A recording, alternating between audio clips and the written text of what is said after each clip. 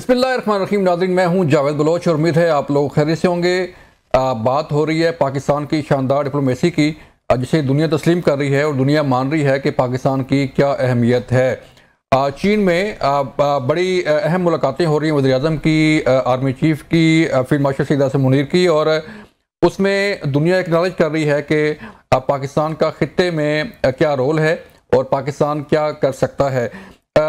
दूसरी जंग अजीम को 80 साल के मुकम्मल होने पर एक शानदार परेड का इनेकाद किया गया, जिसमें वज़ीर-ए-आज़म शहबाज शरीफ शरीक हुए, रूसी सदर पुतिन शरीक हुए और चीनी प्रेसिडेंट के साथ जो है उनकी एंट्री होती है। तो ये एक दुनिया को एक मैसेज है कि नया वर्ल्ड ऑर्डर जो है वो क्या बनने जा रहा है और पाकिस्तान कहाँ खड़ा है, दुनिया किस तरफ जा रही है और भारत कहाँ खड़ा है। जिसे भारतीय वज़ीर-ए-आज़म नरेंद्र मोदी को चीन में मौजूदगी होने के बावजूद जो है इस शानदार परेड में मदऊ नहीं किया गया, वो शरीक नहीं हुए, लेकिन हमारे वज़ीर-ए-आज़म जो है इस परेड में शरीक थे।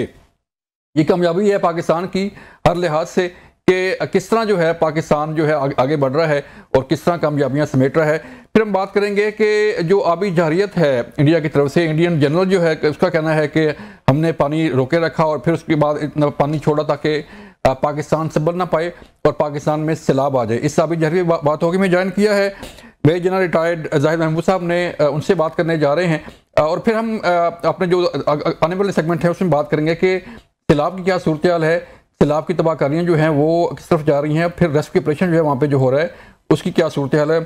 जनरल जाहिद, बहुत शुक्रिया वक्त देने का सर। आपके सामने सूरत हाल है SCO की, आपके सामने सूरत हाल है जो वार्म वेलकम किया गया पाकिस्तानी वज़ीर-ए-आज़म का फील्ड मार्शल को चाइना में, और जो 80 साल मुकम्मल हुए हैं दूसरी जंग अजीम के, और उस परेड में जैसे एंट्री होती है प्रेसिडेंट रूस के साथ, चाइना के साथ, हमारे वज़ीर-ए-आज़म की, तो कैसे देख रहे हैं कि पाकिस्तान कहाँ खड़ा है, पाकिस्तान को दुनिया कैसे देख रही है सर? जी, बिस्मिल्लाहिर्रहमानिर्रहीम। जावेद बलोच साहब, शायद मैं हमारी जिंदगी में पाकिस्तान पहली दफा किसी बेहतर हद तक, यानी कि हम कह सकते हैं कि right side of the history खड़ा है जी। और अल्हम्दुलिल्लाह ये परफॉर्मिंग पाकिस्तान है, और मैं तो एक दफा फिर शुक्रिया अदा करूंगा मोदी साहब का, जिन्होंने पाकिस्तान को ये मौका दिया और अपना भारत का जो असली चेहरा है वो दिखाने का मौका दिया पूरी दुनिया को। बट एनीवेज, ये जो परेड हो रही है और ये जो SCO है, थोड़ा सा इसकी अहमियत इसलिए बढ़ गई है कि पूरी रीजन में हम रीसेट देख रहे हैं जी। लेस पाकिस्तान, अल्हम्दुलिल्लाह पाकिस्तान अपने प्रिंसिपल स्टांस पे, अपनी प्रिंसिपल डिप्लोमेसी के साथ खड़ा है और परफॉर्मेंस के बाद खड़ा है। जो नेचुरल ब्रिज का हम रोल अदा कर सकते हैं between two different ideologies, two different blocks कह लें, ब्लॉक्स तो मैं नहीं कहूंगा, बट टू डिफरेंट पॉलिटिक्स और डिप्लोमेसी, इकोनॉमिक कंटेस्टेशन में पाकिस्तान आज उस ब्रिज के ऊपर खड़ा है जी। मैं ये नहीं कहूंगा कि हम बिल्कुल चाइना और रशिया के उसके साथ चले गए हैं और हम वैल्यूएबल नहीं रहेंगे वेस्ट के लिए या अमेरिका के लिए। आज अमेरिका के लिए भी हम उतनी ही अहमियत के हामिल है, और स्ट्रेटेजिक जो पार्टनरशिप चाइना के साथ है वो उसी जगह पे खड़े होकर आगे बढ़ रही है। दूसरे मुल्क अपने आप को रीसेट कर रहे हैं, पाकिस्तान को रीसेट करने की जरूरत है। हम अपने प्रिंसिपल्स पे खड़े हैं, तो आज डिग्निटी के साथ, ऑनर के साथ लोग हमसे जुड़ रहे हैं। देखिए, चाइना और इस रीजन की जो इन्वेस्टमेंट्स हैं, रशिया की कह लें, सेंट्रल एशिया कह लें, उनका मफाद भी पाकिस्तान के साथ जुड़ा हो। कई दफा हम तो ये कहते हैं ना कि जी पाकिस्तान की जी दोस्ती है या पाकिस्तान के साथ वो बहुत आगे चले गए हैं या नहीं है। एक चीज याद रखिएगा जावेद बलोच साहब, कोई इमोशनल होने की हमें इतनी जरूरत नहीं है। सबके अपने अपने इंटरेस्ट होते हैं जी।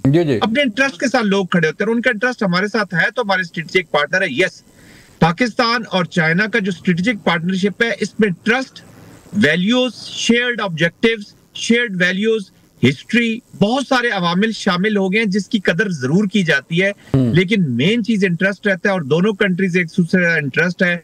आज पाकिस्तान अल्हम्दुलिल्लाह ग्रेस के साथ खड़ा है, और देखिए किसी चीज को पाकिस्तान ने इंडिया के साथ जोड़ने की कोशिश नहीं की है। हमारा उनके साथ कोई कंपटीशन नहीं है, हमें अपने प्रिज्म से चीजों को देखना होगा। और मिलिट्री परेड जो हो रही है वो प्राइमरली, और SCO की इसलिए भी वैल्यू बढ़ी है कि चाइना अपने आप को पूरी दुनिया को शोकेस कर रहा है अपनी पोटेंशियल से और अपनी डिफाइंस से।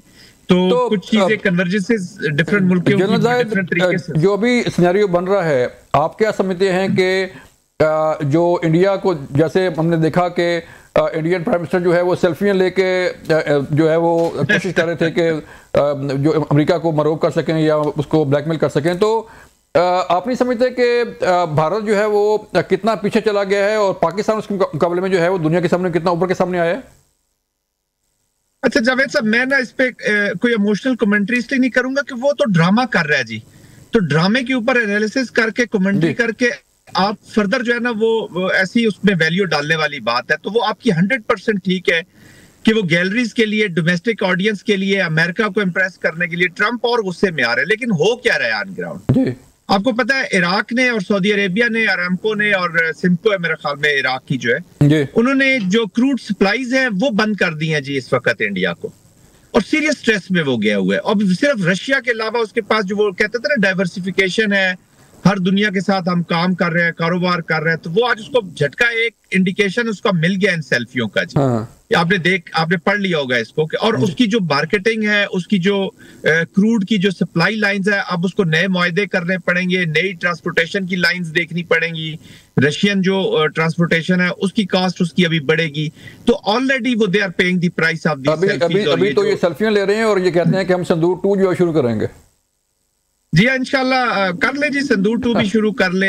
अभी वो जितना ह्यूब्रस हुआ है वो संदूर 1 का जो जिसको कन्वर्ट पाकिस्तान में किया था कलंक का टीका 1 में, तो वो भी कलंक का टीका 2 भी आ जाएगा इंशाल्लाह। देखिए आज पाकिस्तान सर जायद जो उनके भारतीय जनरल ने बयान दिया है कि हाइड्रो टेररिज्म की जो इशारा था कि हमने अभी जारियत जो है वो जो जैसे इंडिया ने की कि हम पानी रोक लेंगे और अपनी मर्जी के साथ जो है वो पानी छोड़ेंगे तो पाकिस्तान सैलाब रोक नहीं पाएगा।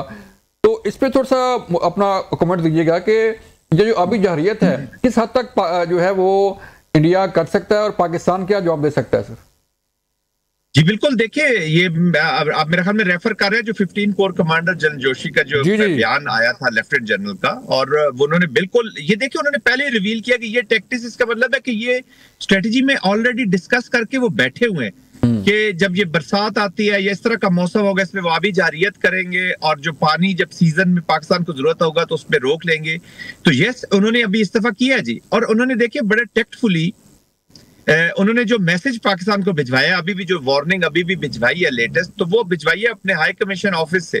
हालांकि वहां पे इंडस वाटर का जो हमारा पहले एग्जिस्टिंग सिस्टम था उसके थ्रू नहीं भिजवाई, तो यहाँ से भिजवाई। इसका मतलब है वो जो उसको हेल्ड इन अबेंस किया हुआ उसको प्रैक्टिकली वो इम्प्लीमेंट कर रहा है जी, और शोकेस कर रहा है बार बार। ऑफ कोर्स इंटिमिडेशन है, क्वर्जन है कि पाकिस्तान की पॉलिसी कैप्चुलेशन चाहता है ऑन कश्मीर, पाकिस्तान की पॉलिसी कैप्चुलेशन चाहता है ऑन न्यूक्लियर, पाकिस्तान को सबसर्विएंट स्टेट के तौर पर देखना चाहता है कि हम एक एक बूंद को तरस जाएं। मैं तो कहता हूं कि इसने अच्छा किया कि हमने तमाम कार्ड्स टेबल पे लगा दिए जावेद साहब। अब देखिए जब कार्ड चाहे वर्स्ट हो या जो भी हो, यू नो द कार्ड्स के what is coming from Bharat, RSS की कौन सी एप्लीकेशन आ रही है। तो अब आई थिंक हमें सुपीरियर मनूवर करनी होगी टू बीट बैक। अब इस पे हमने स्ट्रेटजी करनी है, न सिर्फ करनी है बल्कि उसकी इम्प्लीमेंटेशन करनी है जी।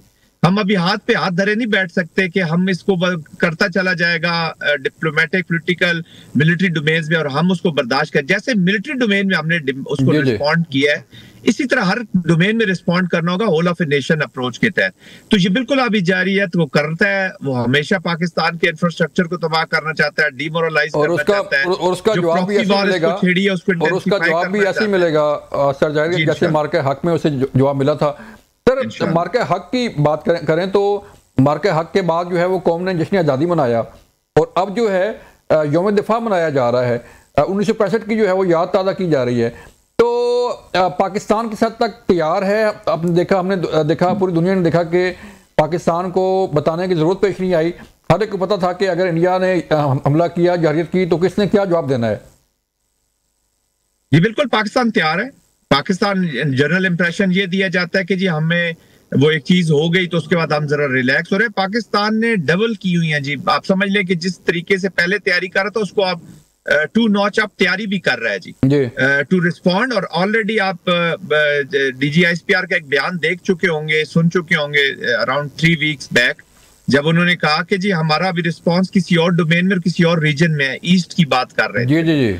तो अभी फ्यूचर का वॉरफेयर ब्लोई साहब, लेट अस कन्फेस कि ये है कि कौन सा मुल्क दूसरे को कितना पेन देता है और कौन सा मुल्क कितना पेन बर्दाश्त करता है। पाकिस्तान की जो बर्दाश्त और रेजिलियंस है वो पूरी दुनिया जानती है। मैं ये नहीं कह रहा कि हमने बड़े फख्र होना चाहिए कि 90,000 हमारी जाने गई, लेकिन ये रिजिलियंट पाकिस्तान उस वक्त भी रिस्पॉन्ड करता है। और जब इंडियन कॉन्टेक्स्ट होता है तो 1965 वाली स्पिरिट जो है ना, और मार्के हक वाली ये स्पिरिट, ये शुक्र है हमारे नौजवान ने ये देख लिया, ये जो पाकिस्तान के ऊपर एप्लीकेशन है भारत की, तो उसने अभी देख लिया, उसने समझा ये नया जो नौजवान है, ये डिस्पोंडेंसी की वजह से इसका फेथ खत्म हो गया होगा मुल्क के अंदर, और ये बिल्कुल ही वो मुल्क कहते हैं वो लेट जाएगा जी, कौम लेट जाएगी। कौम तो और जाकर, और इस नौजवान का जो रिस्पॉन्स है वो और ज्यादा सख्त है।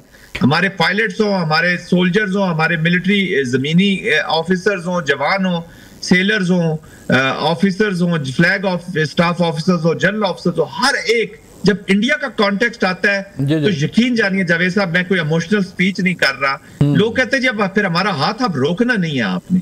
तो ये बैटल हार्डन पाकिस्तान है, पाकिस्तान की बैटल हार्डन मिलिट्री है। 2003 ऑनवर्ड हम इस एप्लीकेशन जो प्रॉक्सी की, टेररिज्म की हो रही है, उसका मुकाबला कर रहे हैं। और जब इंडियन कॉन्टेक्स्ट आता है तो ये फिर पूरा Pakistan will be converted into war machine. और अगर सर जैसे DGISPR ने कहा था कि हम ईस्ट बॉर्डर पे जो है उसका जवाब दे सकते हैं, तो इंडिया को जो है वो ये सोचना चाहिए कि अगर किसी भी किस्म की जारियत हुई तो उसका जवाब कैसे मिल सकता है। जनरल जाहिद, मुझे बताइएगा कि जवानों का जज्बा जो है, अभी आपने भी आपके राब्ते होंगे, कैसा है जज्बा लाइन ऑफ कंट्रोल पे लोगों का? जावेद साहब, इस वक्त मैं ट्रेवल कर रहा हूँ, पेशावर से वापस आ रहा हूँ इस्लामाबाद, और मैं पेशावर में यंग ऑफिसर से मिल के आया जी। अच्छा। I have met around 30-35 officers जो यहाँ पे कोर्स कर रहे हैं, यंग लेफ्टिनेंट्स जिनकी सर्विस जो इस वक्त 1 साल के करीब है, तकरीबन 6 महीने से 18 महीने के दरमियान सर्विस में। आप यकीन जानिए, और मोस्टली दे वर डिप्लॉयड, उनसे मैं मिल के आ रहा हूँ, I spend day with them. मैं बयान नहीं कर सकता, I am proud of this young generation, जिस तरीके से वो हमें लीड कर रही है, उनका जज्बा, उनका फाइट, और the way they were smiling. मैंने उनसे पूछा जी बताइए किस तरह की डिप्लॉयमेंट चल रही है, कैसे चल रहा है, जो भी वट एवर इज हैपनिंग, जहां पे वो बैठे हो जी। तो वो मैं उनको समझता हूं कि हमने कारगिल भी देखा, हमने कश्मीर की जंग लड़ी, मैंने बाजोड़ में खुद ऑपरेशंस में हिस्सा लिया, बहुत सारी चीजों में हमने हिस्सा लिया। लिटरली वो 100 टाइम्स हमसे आगे है जी। इस जज्बा को सर कोई कस नहीं दे सकता, जज्बा जो है चाहे कोई भी हो, इस जज्बा को सर कोई कस नहीं दे सकता। जनरल जाहिद, आपके वक्त बहुत शुक्रिया। नाज़रीन, मुझे यहाँ पे लेने एक ब्रेक, मिलते हैं ब्रेक के बाद।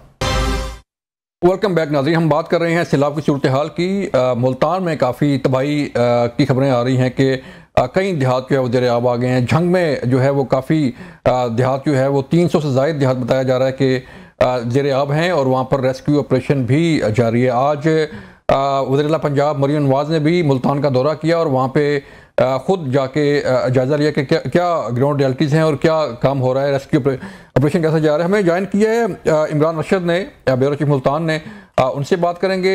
सफ़दर वसीम ने ज्वाइन किया हमें जंग से, उनसे बात करेंगे कि जंग में और मुल्तान में क्या सूरत हाल है, लोगों को कैसे रेस्क्यू किया जा रहा है और मुल्तान शहर को जो है वो कैसे बचाया जा रहा है।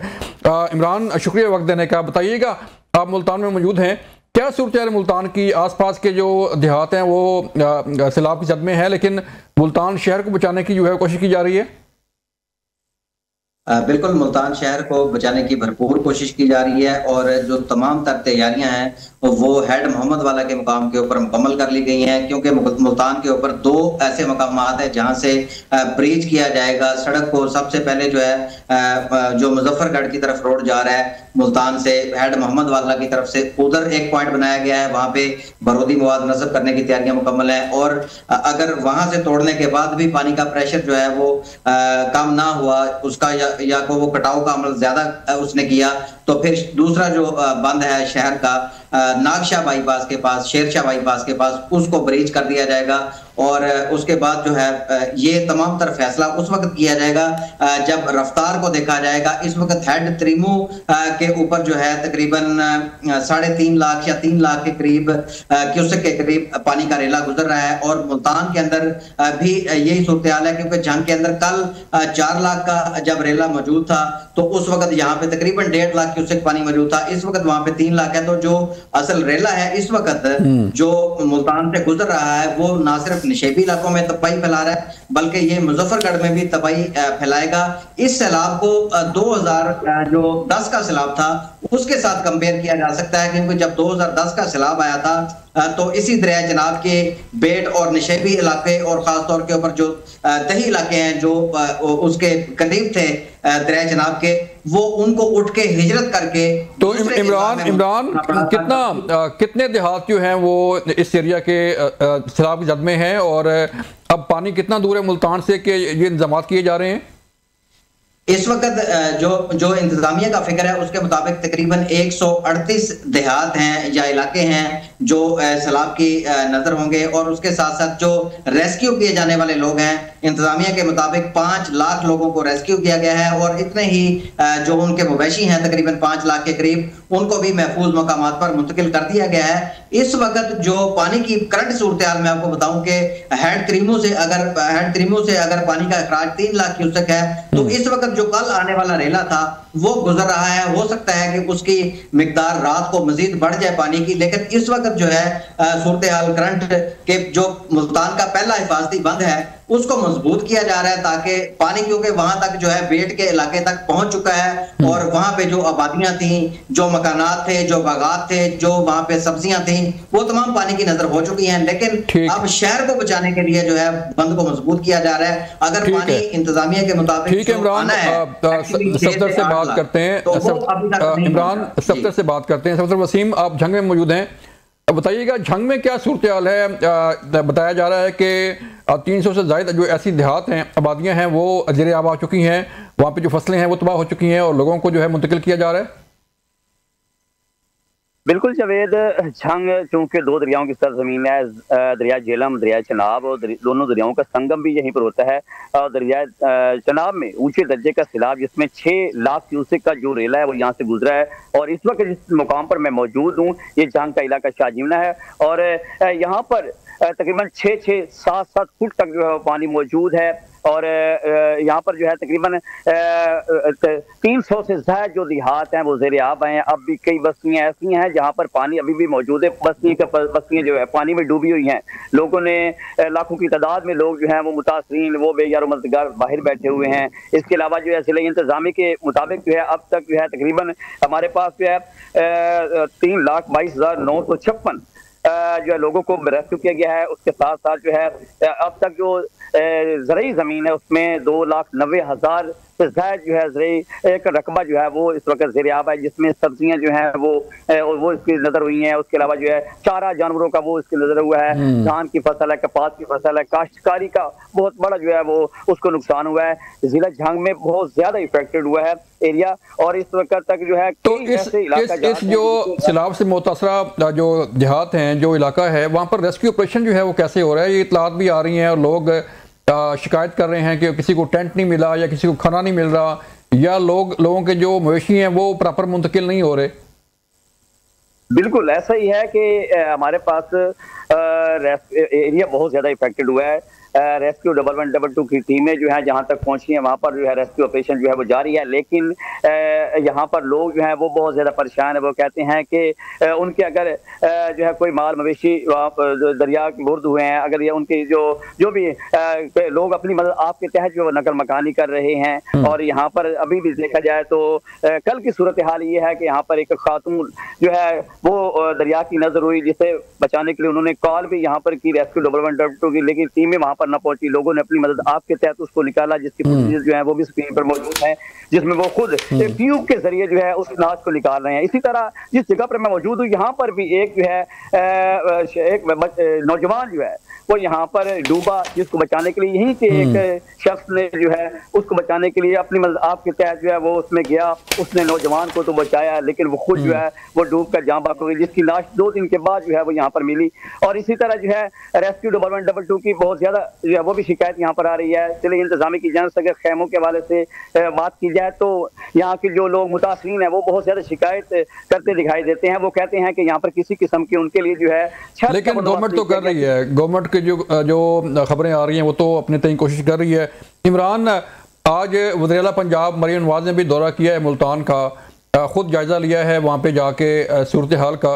तो जो रेस्क्यू और जो रिलीफ ऑपरेशन है उसकी क्या सूरत हाल है इमरान वहाँ पे?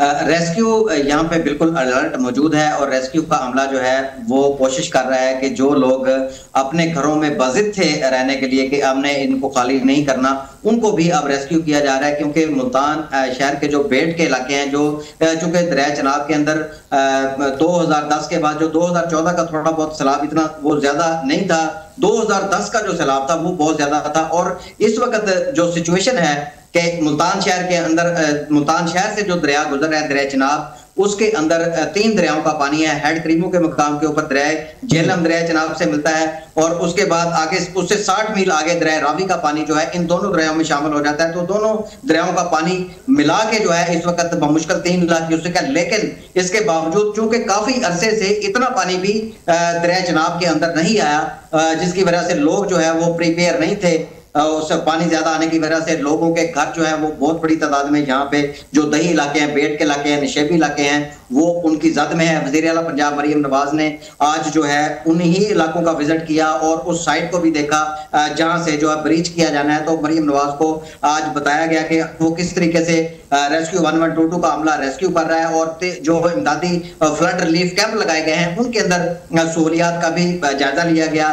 लेकिन जो लोग हैं वो अभी तक बाहर आ रहे हैं। जिन जिन इलाकों में पानी पहुंच रहा है लोग अभी आना बाहर शुरू हैं। अभी तो मुश्किल से कैंपों की तादाद जो है वो 80 से बढ़ा के 88 कर दी गई थी। और लेकिन इमरान एक और बड़ी जो इंतजामिया की तरफ से एक आम जो है वो हमें चीज मिल रही है कि लोग अपने घर बार छोड़ने को तैयार भी नहीं है। कई ऐसे लोग हैं जो जिन्हें खुद तलाश करना पड़ता है। इंतजामिया को रेस्क्यू जो टीमें हैं वो जाके ऐलान करती हैं कि जो लोग अपने घरों में हैं वो बाहर निकल आएँ और हमारे साथ आएँ ताकि आपको महफूज मकाम पर पहुंचाया जा सके। तो फिर लोग क्यों नहीं ताउन कर रहे इनके साथ?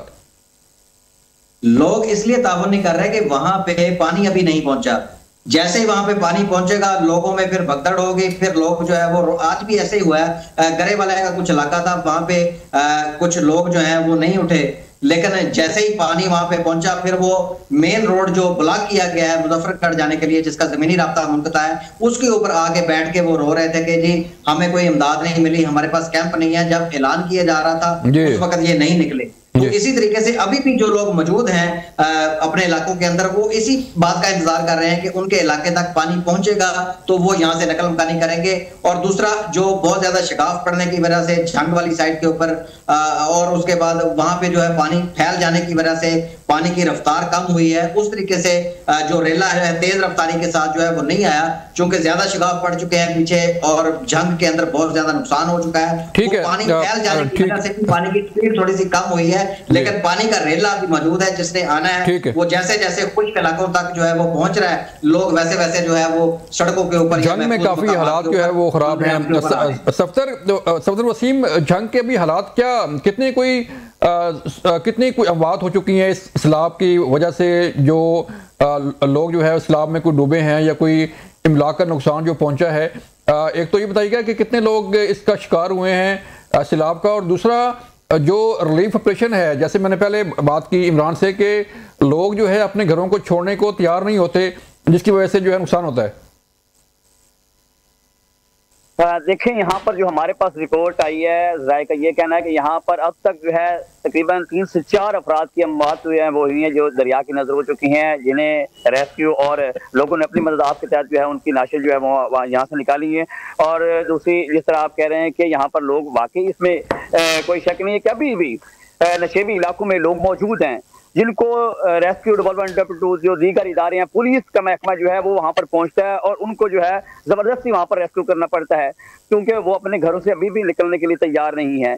जब पानी की सतह फिर ज़्यादा बुलंद होती है, मकानात मुनहदम हुए हैं, जिसमें बहुत सारे नुकसानात तब होते हैं जब मकानात मुनहदम होते हैं और वहाँ पर वो अमवात होती हैं। और अब की जो सूरत हाल है, अभी भी सूरत हाल बड़ी डेंजरस है। यहाँ पर हमने देखा है कि दरिया चनाब में जो है जिले इंतजामी की जानब से एक बार फिर बड़ा अलर्ट जो है आज जारी किया गया है, जिसमें ये बताया जा रहा है कि तकरीबन 4 से 5 लाख क्यूसेक का जो रेला है फिर जो है यहाँ पर पहुंचेगा, जिसके लिए नशेबी इलाकों में अब दोबारा से जो है टीमें वो मुतहरिक हो चुकी हैं। जिले इंतजामी की जानब से जो है टीमें, पाक फौज के जो जवान है वो जगह जगह पर जा रहे हैं, लोगों को रेस्क्यू कर रहे हैं, वहां से निकाल रहे हैं, महफूज मुकामात पर मुंतकिल किया जा रहा है, जिसमें जानवर जो है वो बहुत ज्यादा हैं जिनको निकालने की कोशिश की जा रही है। इसके साथ साथ यहाँ पर जो सबसे ज्यादा नुकसान है वो ज़रूरी ज़मीन का हुआ है। लेकिन जिले इंतजामिया की जान से एक बहुत अच्छा इकदाम किया गया, जिसमें उन्होंने जो है रिवास ब्रिज के करीब एक जितना पानी है सफदर जितना पानी अब फैल चुका है, या जो जो जो एरिया उसकी जद में है, क्या खबरें हैं, क्या इतलात हैं कि मजीद पानी भी आ सकता है? जैसे एक नया स्पेल जो है वो शुरू हो गया है बारिशों का, तो उसमें मजीद नुकसान भी हो सकता है। बिल्कुल, जो जिले इंतजामिया की जानिब से आज जो एक नोटिस जारी किया गया है उसमें ये बताया गया है कि एक बार फिर हाई अलर्ट जारी किया गया, ऊंचे दर्जे का सैलाब जो है वो मुतवक्की है, जिसमें दोबारा से फिर टीमें जो है मुतहरिक हुई हैं। पानी जो है वो अभी कम होना शुरू हुआ भी है, लोगों ने वापस जाना शुरू किया है, रास्ते जो है जो मुनक़ता हुए हैं वो अभी क्लियर भी हो रहे हैं कि साथ ही जो इंतजामिया दोबारा से वहाँ पर पहुँच गई, लोगों को जो है नकल मकानी के लिए जो कहा जा रहा है। और इस वक्त तक जो आबादियाँ हैं, कई आबादियाँ ऐसी हैं जहाँ पर पानी मौजूद है, पूरी जो बस्तियां हैं वो डूबी हुई हैं, लोग अभी भी बाहर बैठे हुए हैं। और इसके अलावा जो है लोगों के मकानात वो बहुत ज्यादा मुनहदिम हुए हैं, जानवरों का जो है सबसे ज्यादा चारा वो उसका बहुत ज्यादा प्रॉब्लम हो रहा है, जानवर जो है भूखे जो है वो मर रहे हैं। इसके अलावा जो है यहाँ पर राशन की जो है बहुत ज्यादा कमी है, चूंकि यहाँ का जो बहुत ज्यादा एरियाज हैं वो बहुत ज्यादा इफेक्टेड हुए हैं। बिल्कुल ठीक है सफदर, बिल्कुल ठीक है सफदर वसीम, बहुत शुक्रिया आपके वक्त का। इमरान रशीद आपका शुक्रिया। सिर्फ यही है कि लोगों में अवेयरनेस हो, शऊर हो कि अगर सैलाब की वार्निंग दी जा रही है तो वहाँ से निकल जाएं। तो यहाँ पर एक ब्रेक का कहा जा रहा है, मिलते हैं ब्रेक के बाद। वेलकम बैक नाज़रीन। सैलाब की सूरत हाल आपके सामने है। पंजाब के कई अजला जो है वो इसकी लपेट में है। गो रेस्क्यू ऑपरेशन जारी है। CM पंजाब जो है वो भी पहुँच रही हैं, पाक फौज के जवान जो है वो रेस्क्यू कर रहे हैं लोगों को। लेकिन इसका नुकसान क्या होगा, इस पर बात करने के लिए हमें ज्वाइन किया है खालिद हुसैन भाट ने। आप चेयरमैन हैं किसान इत्तेहाद के। खालिद साहब, बहुत शुक्रिया वक्त देने का। सर, गंदम की फसल जो है वो भी आपके सामने है, कपास की फसल आपके सामने है, और सैलाब की सूरत हाल आपके सामने है। पहले भी ये गिला शिकवा था किसानों का कि उन्हें गंदम की जो कीमत है वो नहीं मिली, उन्हें नुकसान हो रहा है। तो अब तो सैलाब की सूरत हाल है, तो क्या असर पड़ सकता है सर जो फसल आ रही है? जी बहुत शुक्रिया। जैसे आपने फरमाया कि पिछले 2 साल से भी गंदम का जो रेट था वो किसान को नहीं मिला, और पिछले साल हमने गंदम जो है ना कम काश्त की थी कि क्योंकि गवर्नमेंट ने जो वादा किया था वो पूरा नहीं किया था, इस वजह से किसानों ने गंदम कम काश्त की थी। तो उसके असरात जो है वो तो सैलाब से पहले शुरू हो गए थे कि जो गंदम हमारी 2000 रुपये में हमसे खरीदी गई थी, इस टाइम आज जो कराची में 10,000 रुपये की बोरी है और पंजाब में 3500 से 3600 रुपये मन है। तो ये 10 से 15 दिन में 1500 से 1600 और सिंध में 2000 रुपये मन बढ़ गया है, जिसने जो हमारे मिडिल मैन था जिसने स्टोर किया था, जो किसान ने स्टोर किया, तो वो तो बेचारे का कुछ 10-15% है। बाकी जो खरीद के स्टोर किए हुए गए थे बड़े बड़े माफिया ने अरबों रुपए, मेरे हिसाब से जो अभी हमने कैलकुलेशन की कि अगर हमारी गंदम है तो 100 अरब से ऊपर जो है ना इन 10 से 15 दिनों में माफिया ने कमा लिया है। और अभी ये रेट जो है ना वो और ऊपर जाएगा, क्योंकि गंदम मार्केट में गवर्नमेंट के पास मौजूद नहीं है और मार्केट में कहाँ पड़ी है वो गवर्नमेंट को पता नहीं है। दूसरा भी आपने सैलाब की बात की तो अल्लाह गवाह है हर तरफ तबाही है। चिनाब, रावी, सतलज पे जो आबाद इलाके थे वो डूब गए हैं। काटन की फसल तैयार थी वो बिल्कुल खत्म हो गई है। राइस बिल्कुल हमारा तैयार था, मकई, तिल की फसल, सब्जियां, ये तो चलो फसलें थी। अब जो हमारा घर थे, माल मवेशी थे, हमने बड़ी मुश्किल से अपनी जानें बचा के बाहर निकले। कई गांव तो ऐसे हैं को सफ़ा हस्ती से मिट गए हैं, वहाँ अभी भी 8-8, 10-10 फुट पानी है और माल मवेशी अपनी जानें बचा सके हैं। कुछ जो थोड़े से ऊपर एरिए हैं उसमें हम कोशिश कर रहे हैं कि अपने माल मवेशी को बचा के बाहर लाए, लेकिन वो भी कामयाब नहीं हो सके। और जो हमारे पास गंदम हमारे पास स्टोर पड़ी थी वो भी जो है ना इस पानी में बह गई है, जिसकी वजह से आने वाले दिनों में ग़िज़ाई किल्लत पैदा हो जाएगी। और आज जो हमने फसल आगे जाके काश्त करनी थी, गंदम का 1 से 1.5 महीना रह गया काश्त का। जिस तरह हमारी 35 से 40 लाख एकड़ पे पानी खड़ा, ये टोटल वो एरिया है जिसपे 35 से 40 लाख एकड़ पे गंदम काश्त होनी थी, राइस के बाद और काटन और इन सब फसलों के बाद। लेकिन बदकिस्मती से वो तो हम तो पिछली दफा भी बड़े सूद पे, कर्जों से और काटन भी कम काश्त की थी, हमारे पास वसाइल ही नहीं थे कि हम उसको ज्यादा काट रहे। और अब अगर ये इसी तरह हालात रहे तो गंदम काश्त ही नहीं कर सकेंगे। खालिद साहब, जो भी सैलाब की सूरत हाल है, आप क्या समझते हैं कि जो गंदम काश्त होनी है महीना 1.5 बाद, तो किस हद तक जो है वो आपकी ज़मीन तैयार हो सकती है या गवर्नमेंट आपके साथ ताउन कर सकती है? देखिए जी, वो अगर तो पानी इसी तरह खड़ा है, कहीं 8 फुट है, कहीं 10 फुट है, कहीं 5 फुट है, और फिर सैलाब की वजह से जो रेत आई, जो हमवार ज़मीनें थी, वो भी ख़राब हो गई, तो वो बड़ा मुश्किल है कि हम महीना 1.5 महीने में अपनी ज़मीन तैयार कर सकेंगे और उस पर इतना पैसा खर्च कर सकेंगे कि उसको बराबर करें, उसमें जो मिट्टी आ गई उसको बेहतर करें। हमारे तो पास काटन काश्त करने के पैसे नहीं थे, बड़ी मुश्किल से सूद पे पैसे लिए थे। तो अब गवर्नमेंट अगर तो कोई सीड दे देगी, खाद दे देगी, बिजली का यूनिट, जहाँ हमारे आप देखें जहाँ हमारा सोलर लगा हुआ था वो पानी में बह गया, जहाँ हमारा ट्यूबवेल था वो आपको पता है बारिश से वो खत्म हो गया। तो इतने नुकसान हैं, ये गवर्नमेंट चाहे भी तो नहीं खत्म कर सकते जब तक सूबाई गवर्नमेंट और फेडरल गवर्नमेंट ज़राअत पे इमरजेंसी डिक्लेयर नहीं करे और तमाम वो प्रोजेक्ट जो सिर्फ दिखावे के लिए की जाते हैं उनको बंद करके सिर्फ ज़राअत पे काम किया जाए। सर, आप फिर क्या चाह रहे हैं कि हुकूमत को क्या इक़दाम करना चाहिए कि आपकी कोई ढर्स बंधे, आपके साथ कोई तावन हो और आपकी जो नुकसान है उसका किसी हद तक इजाला हो सके? देखिए जी, हम अभी तो सिर्फ हमें ये है कि हमें खाना और जो पानी साफ है, क्योंकि पानी से हमारे जो है ना दिन ब दिन जो है ना बीमार हो रहे हैं, बुखार हो रहे हैं, और इस वजह से हम कहते हैं सिर्फ पानी और खाना भी जहाँ जहाँ हमारे लोग फंसे हुए वहाँ पहुँचा दिया जाए। बाकी उसके बाद अगर गवर्नमेंट चाहे कि हमने किसान को बेहतर करना है तो हम उनको बता देंगे कि इस एरिया में हमें ये सीड दे दें, ये खाद पे सब्सिडी दे दें, ये हमारा बिजली का यूनिट कम कर दें और हमें लोन दे दें जो हम अपनी काश्त कर लें अपनी फसल। वरना हमारे में सक्कत नहीं रहेगी कि हम अपने पैसे लगा के या जिनसे सूद पे लिया था, जो आड़ती, अब तो हमारा आड़ती भी डूब गया है, उसको पता है कि गंदम पे इसने पैसे नहीं दिए, काटन इसकी डूब गई है, चावल इसका डूब गया है, ये गंदम में कहाँ पैसे देगा? ये तो गवर्नमेंट है, अगर चाहेगी तो हम गंदम बीज लेंगे, अगर नहीं चाहेगी तो हमारी फसलें उसी जमीन में उसी तरह पड़ी रहेंगी। तो खालिद साहब, कितना असर पड़ेगा जो अभी सूरत हाल है सैलाब की? आप कह रहे हैं कि गंदम का भी जो है वो असर पड़ेगा, कितनी फसलें जो हैं वो इफेक्ट हो सकती हैं और जो प्रोडक्शन है उस पर क्या असर पड़ेगा सर? देखिए, पिछले साल जो 1,60,00,000 एकड़ पंजाब पे गंदम काश्त हुई थी, जो गवर्नमेंट कहती थी, हम कहते थे कि गवर्नमेंट ने जो सर्वे करवाया सैटेलाइट से, उससे तो उन्होंने चारे को भी गंदम काश्त कर दिया, उसने हर चीज को गंदम काश्त कर दिया, तब भी हमारे हिसाब से 1,25 से 30 लाख एकड़ गंदम काश्त होनी थी।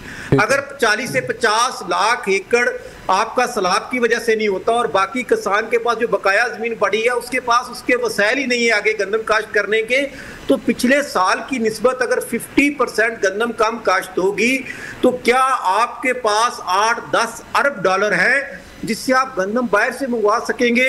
और जो क्लाइमेट चेंज है, इसमें पूरी दुनिया में अब गंदम भी महंगी है, हर चीज महंगी है, तो क्या उस वक्त इंटरनेशनल मार्केट में गंदम का क्या रेट होगा? क्या और आपके पास इतने वसाइल हैं कि आप बाहर से गंदम मंगवा सकेंगे? ये तो गवर्नमेंट पंजाब को ही चाहिए होगा कि किसानों को रिलीफ दें, उनकी गंदम काश्त करवाएं और जो भी उस पर अखराजात आता है वो खर्च करें और हमसे वो जो है ना जब गंदम फसल पक जाए वो ले ले, किसानों को रिलीफ दिया जाए। खालिद साहब, बहुत शुक्रिया आपके वक्त का। नाज़रीन, हमने बात की कि किस तरह किसानों को जो है रिलीफ दिया जा सकता है। ये था आज का प्रोग्राम। अपना ख्याल रखिएगा। अल्लाह हाफिज़।